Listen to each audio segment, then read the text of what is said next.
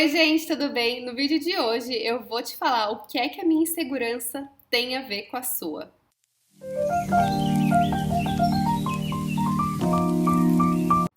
Bom, eu recebo muitas mensagens de muitas mulheres falando, né, quão inseguras elas são, como elas se sentem com a autoestima baixa, enfraquecida, depois de passar por algum relacionamento amoroso, alguma decepção amorosa, e elas nunca conseguem dar certo nos relacionamentos. Outras, então, vivem relacionamentos tóxicos, abusivos e nunca conseguem sair disso. No final, elas vivem um relacionamento que não é nada saudável.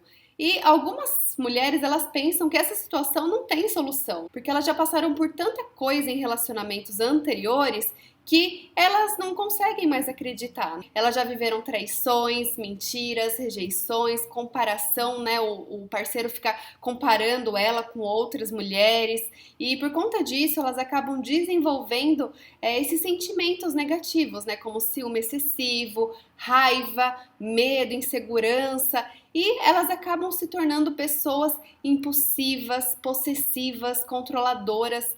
E algumas mulheres, elas desenvolveram esses sentimentos na fase adulta, depois de passarem por um relacionamento que trouxeram algum tipo de trauma para elas. Ou então, outras, elas sofreram abandono na infância. E aí, por isso, elas crescem com um sentimento de falta, um sentimento de fui abandonada, fui rejeitada. Elas não aprendem a lidar com os desafios da vida. Você se identificou com algum desses fatores que eu acabei de dizer? Você tem passado por alguma situação semelhante na sua vida? Bom, talvez você não saiba, talvez você ainda não me conhece, mas eu também já passei por muitas dessas situações. E assim como essas mulheres, eu sempre achava que o problema estava nos homens, sim. Que eles nunca prestavam, que eles sempre eram os vilões da história. Eu achava que tinha que mudar alguma coisa fora de mim. Nunca eu achei que eu é que tinha que mudar, né? Eu achava que eu tinha que trocar de relacionamento, mudar outra pessoa, ou então mudar de país. Bom, mas às vezes até que realmente a gente precisa se afastar de pessoas que são tóxicas na nossa vida, né? Que elas nos fazem mal.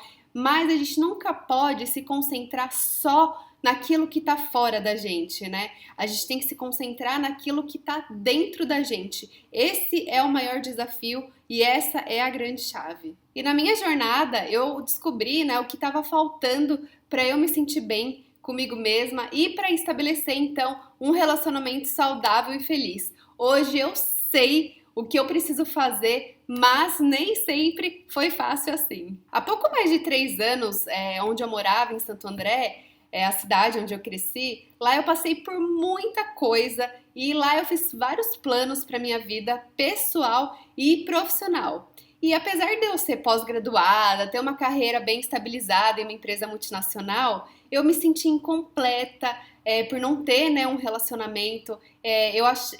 Os relacionamentos eles nunca eram como eu realmente esperava, como eu realmente gostaria. E eu passei por várias desilusões amorosas e eu me sentia destruída. Eu não entendia o que tinha de errado comigo, né? E por isso eu não sabia o que fazer.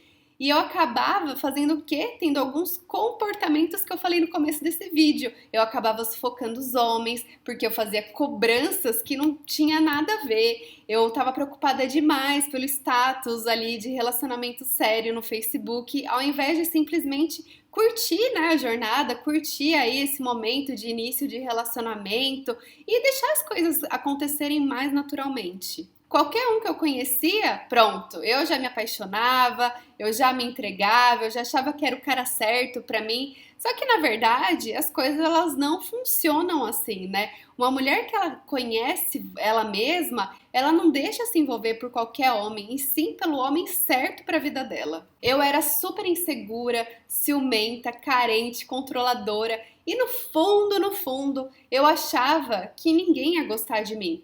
De verdade, eu achava também que eu não era boa o suficiente, que os caras eles só queriam aquilo comigo e nada mais. Eu não sentia que eu era merecedora de um amor de verdade. Eu acreditava que outras mulheres sempre eram melhores do que eu. Eu morria de medo de ser rejeitada ou ficar pra titia. Os meus irmãos mesmo, eles sempre tiravam sarro de mim falando que eu ia ficar pra titia e isso me doía, porque lá no fundo era isso que eu sentia, era isso que eu pensava que ia acontecer. Eu também morria de medo de nunca me casar e ficar sozinha, e o medo de ser traída, ele rondava a minha vida. Era muito medo de uma pessoa só, gente, pra vocês verem o quão insegura eu era nesse quesito aí de relacionamento.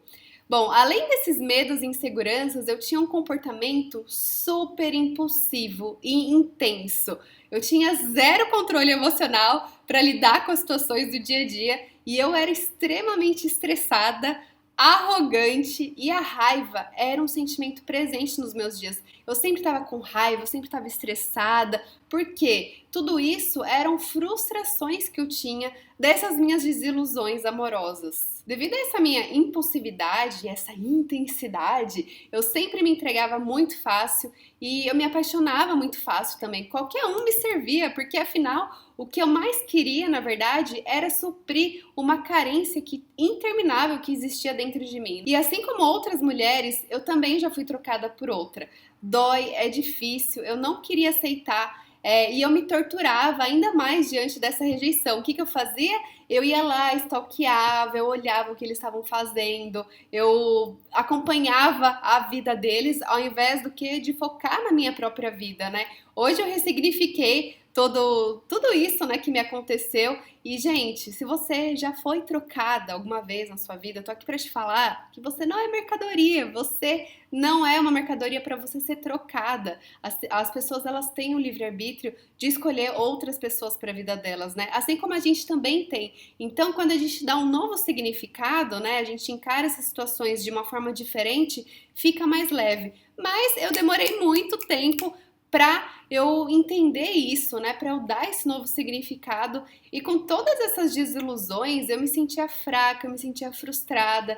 E eu questionei muitas vezes, gente, o que tem de errado comigo? Nossa, quantas conversas com Deus eu tive. E eu sempre me perguntava, por que não eu, né? Eu ficava pensando, será que é porque ela é loira? Será que é porque ela é mais bonita do que eu? Não, será que é porque ela tem mestrado? Será que é porque ela tem um emprego melhor do que o meu? E aí eu entrava nessa comparação maluca e eu ficava me sentindo pior do que eu já tava. Isso era cutucar minha ferida, porque a minha ferida tava ali. E aí o que eu fazia com essa comparação? Eu colocava cada vez mais a faca ali pra ferida aumentar. E eu não percebia que era eu que estava fazendo isso comigo mesma. Isso que eu fazia era péssimo para minha autoestima e para minha autoconfiança, porque eu achava que todas eram muito melhores do que eu, né? Nessa época eu também era a tal da boazinha, né? Que fazia de tudo. Eu dava tudo de mim, eu fazia de tudo para agradar a pessoa, eu fazia de tudo para conquistar aquele cara. O ponto principal era que eu era super carente e eu não me valorizava.